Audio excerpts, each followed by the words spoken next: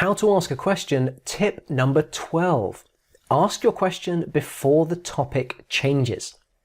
If you're in a conversation and the topics are likely to move from one to another, if you have a question, make sure you ask it before the conversation has shifted to a second, third, or whatever the new topic happens to be.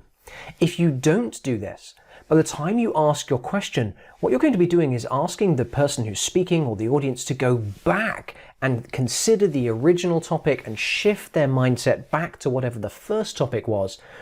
Ask and answer the question, have that bit of the conversation, and then come back to whatever the conversation had moved on to.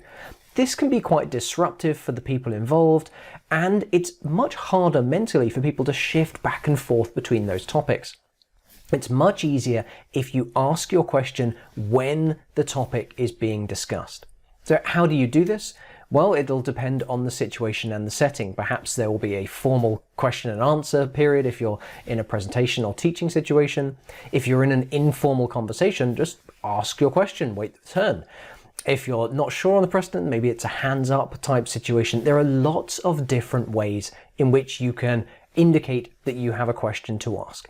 But the key thing is to not wait until the very end of all the topics and then ask your questions. The key is to ask your question when the topic is being discussed and before the conversation moves on to something else.